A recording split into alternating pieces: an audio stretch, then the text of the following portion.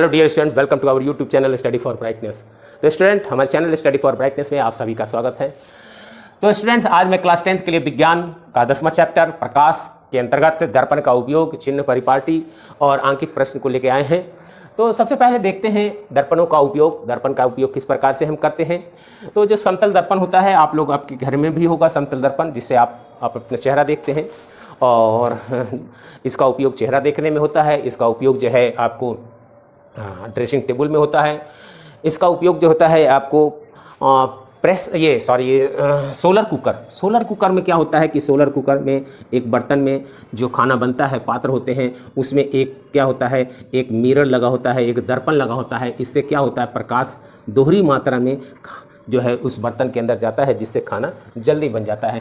एक तो सीधे उस पे लाइट जाती है और एक लाइट मिरर पे जाती है, दर्पण पे जाती है और दर्पण से परावर्तित होकर के उस बॉक्स में जाती है, जिससे यहाँ की हीट जो होती है वो दुगनी हो जाती है और खाना जल्दी बन जाता है। तो ये तो समतल दर्पण का उपयोग हो गया, समतल दर्पण का। इसके बाद हम बात कर रहे हैं आपको अवतल दर्पण का। तो अवतल दर्पण का उपयोग जो होता है ENT डॉक्टर यानी आँख नाक गला के डॉक्टर के द्वारा इसका उपयोग होता है। इसमें क्या होता है कि एक अवतल दर्पण होता है और ये हेड के ऊपर यहाँ पर लगा रहता है, यहाँ बेल्ट के सहारे से यहाँ लगा रहता है। और ये क्या होता है कि यहाँ पे बल्ब जलता है और बल्ब से यहाँ से आने वाली रोशनी को ये कॉन्सेंट्रेट करके, एक केंद्रित कर करके ये कान में या गला में या नाक के अंदर उस लाइट को भेजते हैं और ताकि वो यहाँ से देख सकें। तो इस प्रकार से क्या होती है कि उसके यानी कान के अंदर या नाक के अंदर या गला के अंदर कुछ भी हो तो उसे वो देख लेते हैं। तो ENT डॉक्टर के द्वारा इसका इस्तेमाल होता है। और उसके बाद इसका उपयोग जो टेबल लैंप के द्वारा होता है, जैसे आपका ये लेंस है और आपको यहाँ पे बल्ब जला दिया गया, तो यहाँ पे क्या होती है कि सारी लाइट कंसंट्रेट होकर के सिर्फ टेबल तक ही सीमित रह जाती है। तो टेबल लैंप में इसका उपयोग होता है। टॉर्च जो आप जलाते हैं वो क्या होता है, इस प्रकार से होता है और इसकी भी लाइट क्या होती है कि टॉर्च हो गया, आपको सर्च लाइट हो गया, आपको गाड़ी के वाहन के आगे के अग्रदीप यानी हेडलाइट हो गए। इसमें हेडलाइट में क्या होता है कि इसमें सारी किरणें जो होती है वो क्या होती है, समानांतर और बहुत दूर तक अधिक तीव्रता के साथ जाती है और उसकी हेडलाइट हो गया।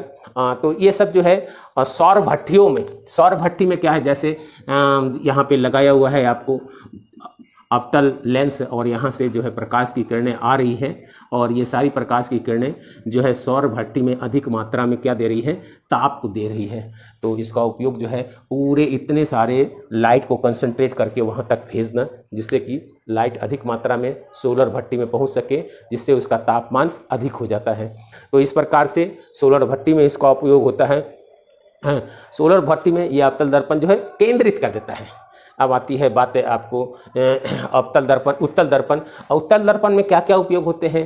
तो उत्तल दर्पण में सबसे बेस्ट जो उपाय होता है वो क्या होता है कि गाड़ी के ड्राइवर के बगल में एक मिरर लगी होती है, एक दर्पण लगा होता है जो कि पार्श्व पक्ष यानी पीछे की चीज़ को देखने के लिए लगा होता है।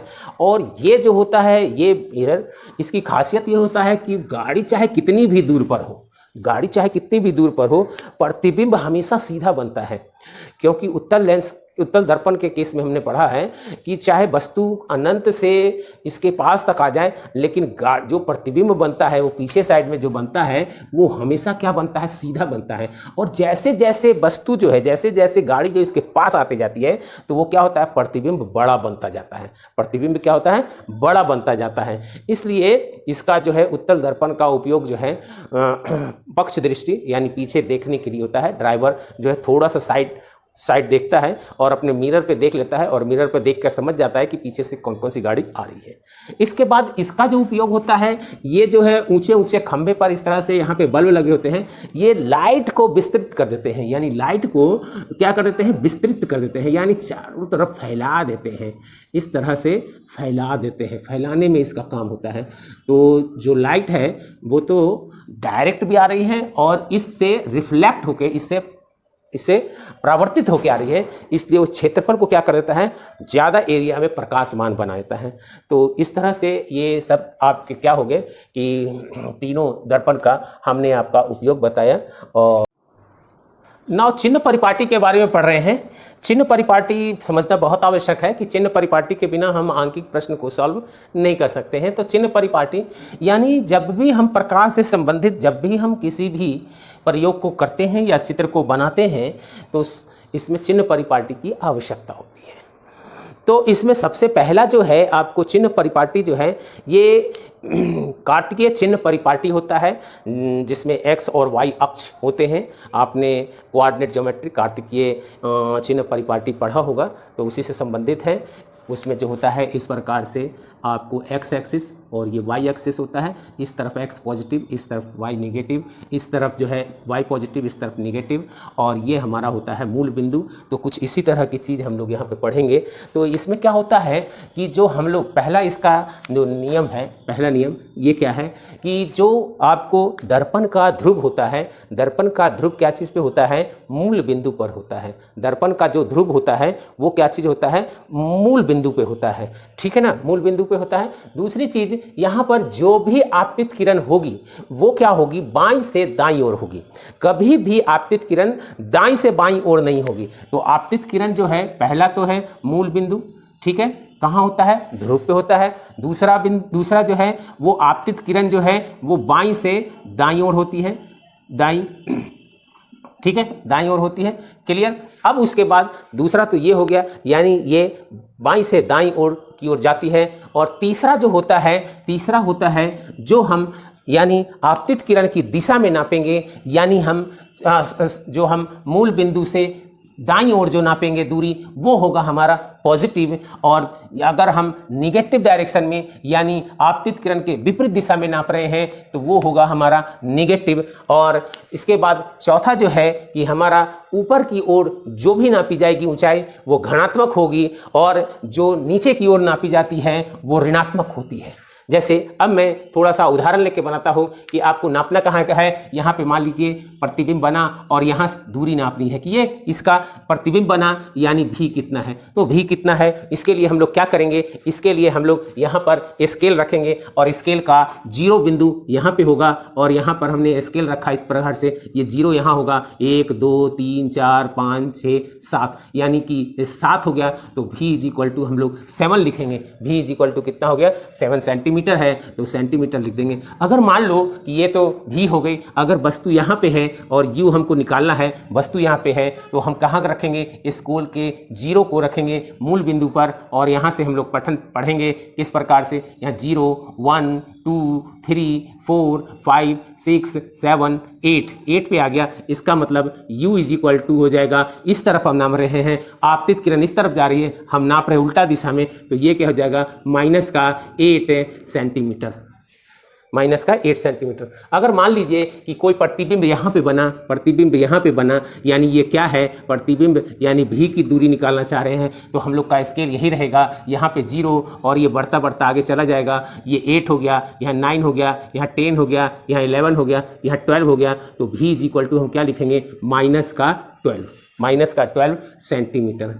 क्लियर? तो इसका मतलब ये हो गया कि हम सभी चीज़ को कहाँ से नापेंगे?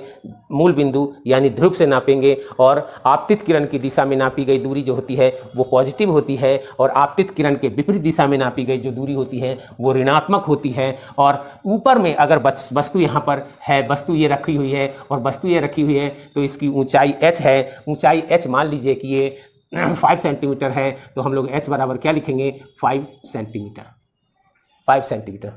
और अगर ये नीचे की ओर बनी है और ये मान लीजिए h डैश यानी प्रतिबिंब की ऊंचाई जो है मान लीजिए कि ये 4 सेंटीमीटर है तो माइनस का 4 सेंटीमीटर। क्यों? क्योंकि ये नीचे की ओर है और यहाँ पर जो भी वास्तविक प्रतिबिंब बनेगा वो यहीं पे बनेगा यानी नीचे में बनेगा, और जो भी काल्पनिक प्रतिबिंब बनेगा वो यहाँ पे बनेगा। ये दोनों प्रकार के लेंस में हम देखेंगे, चाहे वो उत्तल हो चाहे वो अवतल हो, दोनों प्रकार के दर्पण में हम लोग प्रतिबिंब यहाँ या यहाँ बनता है। ठीक है? अगर यहाँ बना है तो मान लीजिए ये सीधा बना है और सीधा बना है, इसकी ऊंचाई मान लीजिए कि ये प्रतिबिंब है यानी एच डैश है और इसकी ऊंचाई क्या हो जाएगी? मान लीजिए कि ये 6 सेंटीमीटर का बना है तो क्या लिखेंगे? प्लस का 6 सेंटीमीटर। और प्लस लिखने की कोई आवश्यकता नहीं है, प्लस लिखने की कोई आवश्यकता नहीं है। अब हम पढ़ते हैं आपको दर्पण का सूत्र। तो दर्पण का सूत्र में क्या होता है, तीन चीज़ें होती हैं। पहला होता है U, दूसरा होता है V और तीसरा होता है F। F जो होता है वो R का आधा होता है। F यानी फोकस दूरी, और ये हमारा U जो होता है ये हमारा क्या होता है, ये वस्तु की दूरी यानी बिंब की दूरी। वस्तु यानी बिंब की दूरी, ठीक है, वस्तु बिंब की दूरी। और ये क्या होता है, प्रतिबिंब की दूरी। और ये क्या होता है, फोकस दूरी। ये हो गया फोकस दूरी, ये हो गया। तो इस प्रकार से हमने क्या देखा कि इन तीनों में जो रिलेशन क्या है वो रिलेशन को हम पढ़ लें। तो हम पढ़ें सबसे पहले 1/f बराबर क्या होता है, 1/f बराबर क्या होता है। तो अगर हम पहले चले u v w x y z, यानी v बाद में आता है, v बड़ा है तो बड़े भैया को हम पहले लिख देंगे, यानी 1/v माइनस 1/u। v बड़ा है तो v को क्या, सॉरी प्लस में होता है, v बड़ा है तो v को पहले लिखेंगे और u को बाद में लिखेंगे। ये इसका ऐसा लिखने का कारण क्या है, इसका कारण आप जब लेंस पढ़ेंगे तो आपको समझ में आ जाएगा कि लेंस में ये v यहाँ पे रहता है 1/v और यहाँ पे आ जाता है माइनस और 1/u।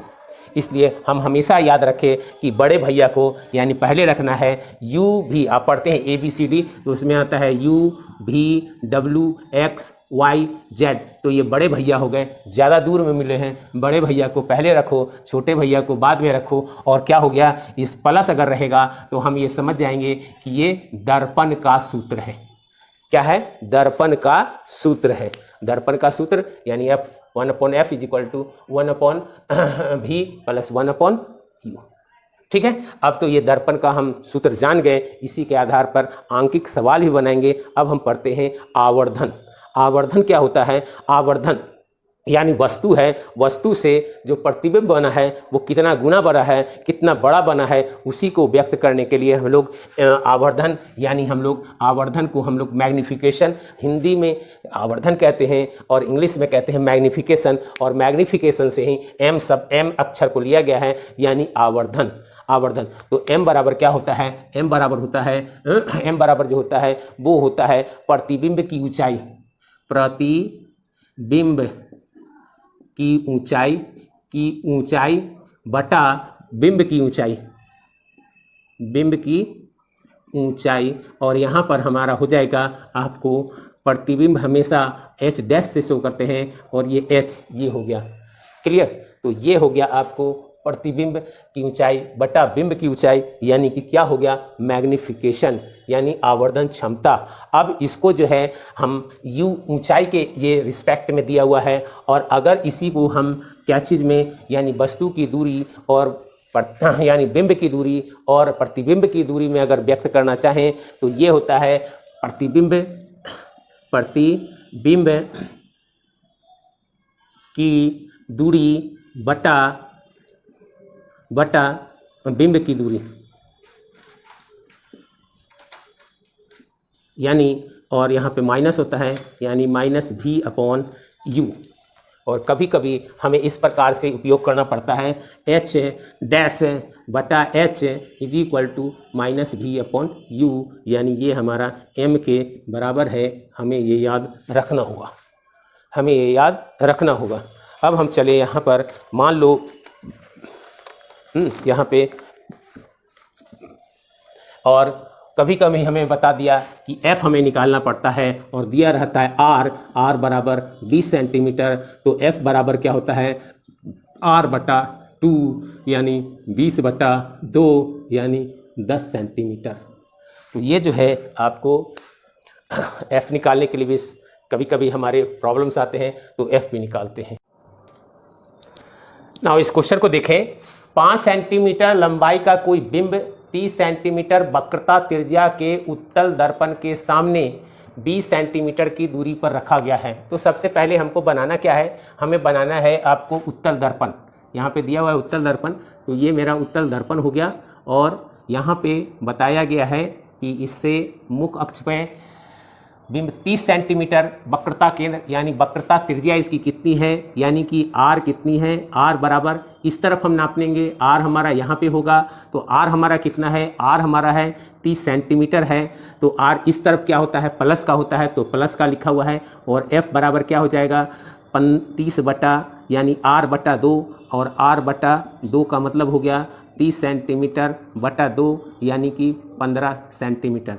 ये हमारा क्या हो गया, एफ हो गया आपको। अब उसके बाद कहता है इसके सामने 20 सेंटीमीटर की दूरी पर, यानी कि यहाँ पर कोई वस्तु रखी हुई है और ये यू है, और यहाँ पर 20 सेंटीमीटर इसकी जो है यू यानी कि आपको वस्तु की दूरी कितनी दी गई है, वस्तु से किरणें चलेगी इस तरफ और हम नाप रहे हैं इस तरफ, यानी माइनस का होगा और 20 सेंटीमीटर होगा, क्योंकि 20 सेंटीमीटर पर रखा गया है। प्रतिबिंब की स्थिति ज्ञात करें, तो अब प्रतिबिंब की स्थिति कैसे ज्ञात करेंगे, देखें 1/f बराबर 1/v प्लस 1/u, और यहाँ पर हमें क्या निकालना है, v निकालना है। 1/f, f की जगह हम क्या लिखेंगे 1/f यानी 1/15 हम लिखेंगे, और बराबर 1/v मालूम नहीं है, और ये प्लस 1/u यानी माइनस का 20।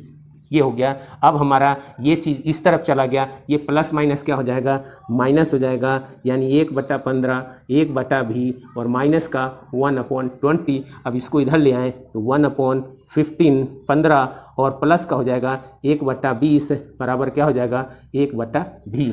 ये माइनस का था, इस तरफ आया प्लस का हो गया। इसको सॉल्व करेंगे, इसका जो एलसीएम आएगा वो 60 आएगा, 15 और 20 का, 15 चौको 60 4 बार, और ये आ जाएगा 20 या 60 3 बार, तो ये कितना हो जाएगा 1/v, और तब क्या हो जाएगा, ये हो जाएगा आपको 7/60, और ये हो जाएगा 1/v। अब दोनों तरफ से उलट दें तो क्या हो जाएगा, ये हो जाएगा 1v/1 = 60/7, 60/7, या तो आप ये आंसर रखें या v बराबर 7 से भाग दें तो 7 8 56, 7 8 56 और 4 शेष बटा इतना सेंटीमीटर, यानी v हमारा निकल गया, v हमारा पॉजिटिव निकला है। इसका मतलब क्या हो गया कि v किस तरफ बनेगा, v इस तरफ बनेगा, v इस तरफ बनेगा, यहाँ पे होगा v कहीं, क्योंकि यही इधर नापेंगे तो क्या हो जाएगा, पॉजिटिव हो जाएगा, ठीक है ना। इधर नापने पे क्या हो जाता है, माइनस हो जाएगा।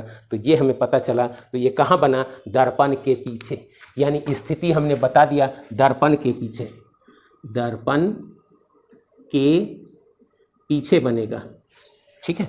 और अब इसकी हमें पूछी गई है साइज़ क्या बनेगा, तो साइज यानी कि हमें m निकालना पड़ेगा, और मैंने आपको बताया था m = h dash upon h = -v/u। अब इस फार्मूले का हम उपयोग करेंगे, और इस फार्मूले का उपयोग करके हम क्या निकालेंगे, h डैश निकालेंगे। h यहाँ हमारा दिया हुआ है क्या, h हमारा 5 सेंटीमीटर लंबाई, यानी h हमारा कितना था, h हमारा था 5 centimetre.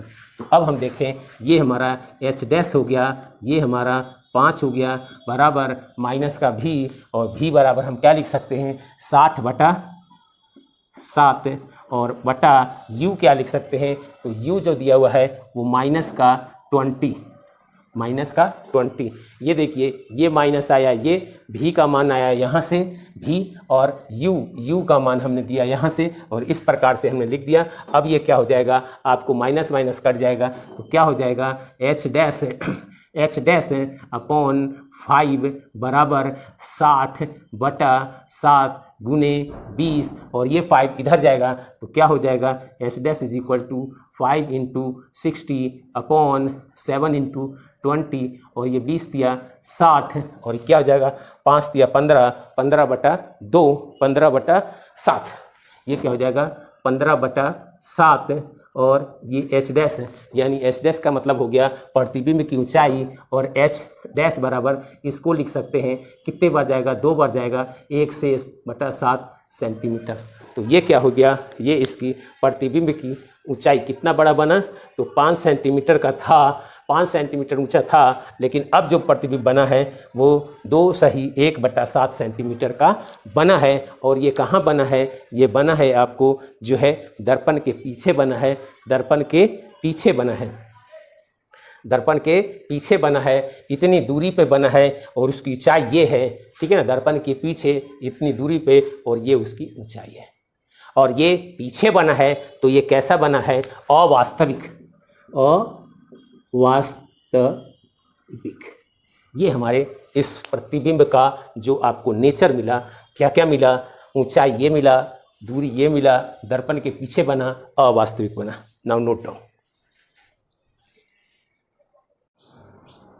Now next question, 7 centimetre size का कोई बिंब यानी वस्तु की ऊंचाई हो गई है 7 सेंटीमीटर और 18 सेंटीमीटर फोकस दूरी से, 18 सेंटीमीटर फोकस दूरी के किसी अवतल दर्पण के सामने, अवतल दर्पण है तो चलिए ये आपका अवतल दर्पण बन गया, और यहाँ पर ये कहा है कि जो है 18 सेंटीमीटर इसकी फोकस दूरी है, यानी f बराबर क्या है, f बराबर जो है वो 18 सेंटीमीटर है। और अब आप देखिए वस्तु कहाँ पे है, तो वस्तु 27 सेंटीमीटर की दूरी पे है, यहाँ पे है u, और यहाँ से जो है हमारी आपतित किरण जा रही है, और आपतित किरण जा रही है तो ये इस दिशा में नापेंगे तो पॉजिटिव, अब हम नाप रहे हैं इस दिशा में, यहाँ से इसको नापेंगे तो माइनस का आएगा, माइनस का f, ठीक है ना। अब उसके बाद चले 27 सेंटीमीटर पर, यानी u बराबर कितना है, माइनस का 27, इधर नापेंगे तो क्या हो जाएगा, माइनस का 27 सेंटीमीटर। और क्या हमने देखा 27 सेंटीमीटर के दर्पण से कितनी दूरी पर पर्दा रखा जाए, और पर्दा वहीं रखा जाएगा जहाँ पे भी बनेगा, जहाँ पे भी रहेगा वहीं पे पर्दा रहेगा। तो अब भी हमको निकालना है, यहाँ भी हमको निकालना है, तभी तो हम वहाँ फोकस पर्दा रखेंगे, क्योंकि ये देखिए अवतल दर्पण है, और अवतल दर्पण में जो प्रतिबिंब बनता है अगर वो फोकस से बाहर है तो आपने देखा होगा कि नीचे साइड में बनता है और बड़ा बनता जाता है। पहले आपको बनता है अनंत पे रहता है तो फोकस पे, उसके बाद फोकस और सी के बीच में, उसके बाद सी पे, उसके बाद सी और इन्फाइनाइट के बीच में, और एफ पे रखते हैं तो इन्फाइनाइट पे। इस तरह से चलता है, एक इस तरह से चलता है और एक इस तरह से चलता है, दोनों एफ पे आ जाता है बराबर, और उसके बाद दोनों फिर बढ़ता चला जाता है। तो अगर आपने मेरा वीडियो जो है तीसरा, आपने दूसरा वीडियो आप देख लें, उसमें आपको बहुत अच्छी तरह से क्लियर हो जाएगा।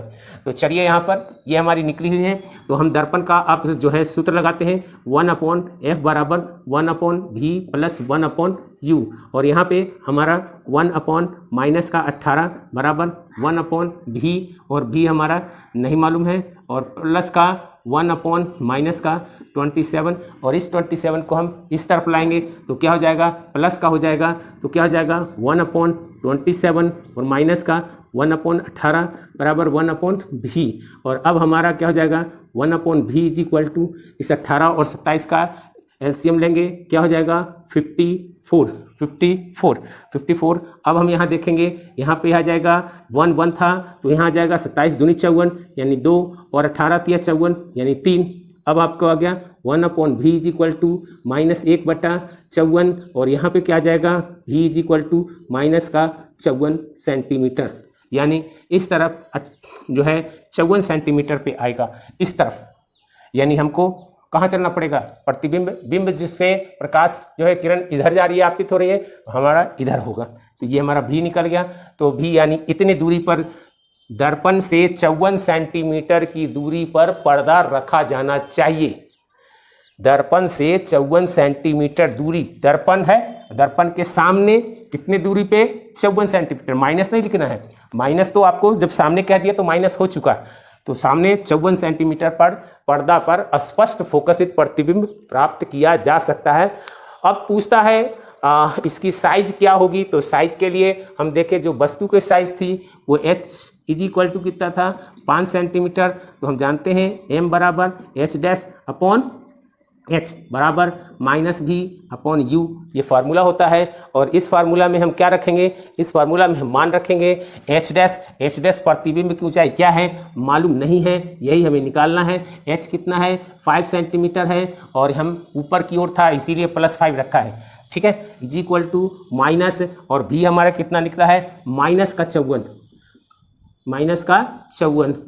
ये माइनस इसके कारण हुआ, ये -54 आया है v का मान बटा u क्या है, तो u जो है यहाँ पर कितना है, u जो है आपको -27। अब ये माइनस और ये माइनस कट जाएगा तो कितना बचेगा h' 5 इज इक्वल टू ये माइनस का 54 बटा 27, 27 दूनी 54, यानी क्या हो जाएगा एच डैश बटा 5 बराबर माइनस का 2 और एच डैश बराबर -2 गुने 5, यानी कितना हो जाएगा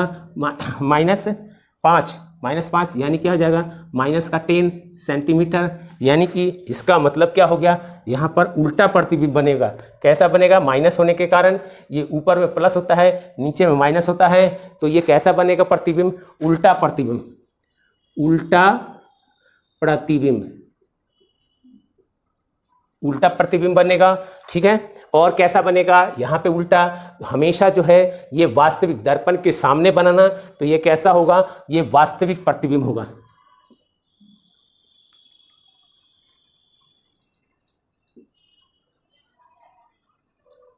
इसका मतलब क्या हो गया कि दर्पण के सामने 54 सेंटीमीटर पर पर्दा रखा जाए तो फोकसित प्रतिबिंब प्राप्त किया जा सकता है, जिसकी ऊंचाई जो है वह प्रतिबिंब उल्टा बनेगा। ऊंचाई कितनी होगी 10 सेंटीमीटर, 5 सेंटीमीटर का था तो वो उल्टा बनेगा, लेकिन 10 सेंटीमीटर, अभी ये 5 सेंटीमीटर का ऐसा था, तो अब यहाँ पर जो बनेगा वो 10 सेंटीमीटर का बनेगा, लेकिन वो उल्टा बनेगा।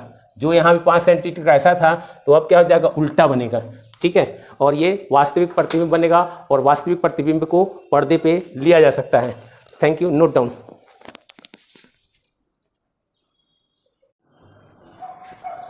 नेक्स्ट क्वेश्चन, 15 सेंटीमीटर फोकस के किसी उत्तल दर्पण, यानी दर्पण कैसा उत्तल है,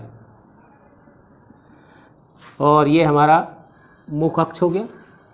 15 सेंटीमीटर फोकस दूरी, यानी ये ऐसा गोला बनेगा, फोकस दूरी हमारी इधर होगी, F बराबर इस तरफ होगी, तो हम इस तरफ नाप रहे हैं, वस्तु इधर से, प्रकाश की किरण इधर से जा रही है बिंब की, तो इसी दिशा में नाप रहे हैं, यानी पॉजिटिव का होगा 15 सेंटीमीटर। क्लियर। अब उसके बाद क्या कह रहा है, दर्पण में कोई 10 सेंटीमीटर की दूरी पर, यहाँ पर 10 सेंटीमीटर की दूरी पर कोई वस्तु है, यानी U इज इक्वल टू, अब इस तरफ नापेंगे तो क्या हो जाएगा, U is equal to -10 centimetre. तो प्रतिबिंब यानी V की स्थिति हमें बतानी है, तो यहाँ पर हमने क्या करेंगे, 1/f is equal to 1/v plus 1/u, और ये 1/f यानी 1/15 और इज इक्वल टू 1/v और प्लस 1/u, u यानी कि माइनस का 10, और ये हो जाएगा, ये माइनस का है तो इस तरफ आएगा तो प्लस का हो जाएगा, 1/15 पहले से है, plus 1/10 is equal to 1/v, और ये एलसीएम लेंगे तो 30, ये हो जाएगा 15 2 जा 15 दूनी, 15 10 दिया 30, ये हो जाएगा 3 1/v, और क्या हो जाएगा 5/30 बराबर 1/v और 1, और ये 6 बार कटा, 1/6 इज इक्वल टू 1/v, तो v इज इक्वल टू क्या हो जाएगा, v इज इक्वल टू जाएगा, उलट दो, 6 सेंटीमीटर। अब 6 सेंटीमीटर आया है, यानी प्लस का आया है, इसका मतलब कि प्लस का आने का मतलब ये हो गया कि आपको इस तरफ जो है प्रतिबिंब बना है, इस तरफ प्रतिबिंब बना है। कितनी दूरी पे, 6 सेंटीमीटर, यहाँ से यहाँ 6 सेंटीमीटर है। ठीक है, अब यहाँ पर आपको हमें क्या निकालना है, स्थिति तो निकल गई, अब प्रकृति निकालना है। तो यहाँ पर देखें, यहाँ पर आपको ये आपको कौन सा हो गया, ये आपको अवास्तविक प्रतिबिंब दर्पण के पीछे बना है, यानी दर्पण के पीछे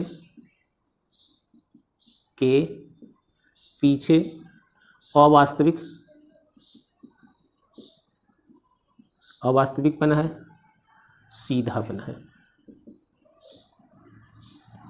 ठीक है, तो यहाँ पे चूंकि वस्तु की ऊंचाई नहीं दी गई है, अगर वस्तु की ऊंचाई देते तो हम उसके जो है प्रतिबिंब की भी ऊंचाई ज्ञात कर सकते थे। तो इस प्रकार से स्टूडेंट्स आपने देखा विभिन्न प्रकार के मैं क्वेश्चन लिया, सभी में हमने क्या देखा कि U जो होता है हमारा, U जो होता है हमारा पॉजिटिव होता है, चाहे कोई भी दर्पण हो, चाहे उत्तल हो चाहे अवतल हो, U हमेशा क्या होता है, पॉजिटिव होता है। अच्छा, उसके बाद अगर उत्तल हो, उत्तल यानी ये वाला उत्तल हो, तो इसमें क्या होता है, F पॉजिटिव का होता है। अगर अवतल हो, ऐसा हो, तो इसमें क्या होता है, F इस तरफ बनेगा, क्योंकि इधर का कटा हुआ है तो इधर F होगा, तो ये क्या होगा, माइनस का होगा, ये निगेटिव होगा। ठीक है, और जब U और F आपको मालूम है तो आप आसानी से V का मान निकाल सकते हैं इस फार्मूला के अनुसार। और आपको भी निकल जाएगा। भी अगर माइनस निकला तो वस्तु की तरफ होगा प्रतिबिंब, माइनस निकल गया, और भी अगर प्लस का हो गया तो इस तरफ होगा। और यहाँ पर देखें, दो स्थिति में प्रतिबिंब बनता है, एक तो आपको यहाँ पे बनता है और एक आपको यहाँ बनता है, तो नीचे में बनता है। आप जो है उत्तल और अवतल जो दर्पण है उसके जितने भी स्थिति में प्रतिबिंब बनते हैं, उस प्रतिबिंब को आप जो है लेक्चर नंबर 2 है उसको आप देखें, उसको समझें, तो आपको ये सभी चीज़ और अधिक क्लियर हो जाएगा। तो मैं समझता हूँ कि ये आपको अब तक क्लियर हो चुका होगा। अगर क्लियर हुआ है तो अपने दोस्तों में शेयर करें, चैनल को लाइक करें, सब्सक्राइब करें और उसके पास के बेल आइकन को प्रेस कर हमारे सारे नोटिफिकेशन और अपडेशन प्राप्त करें। Thank you for watching this video. Thanks once again.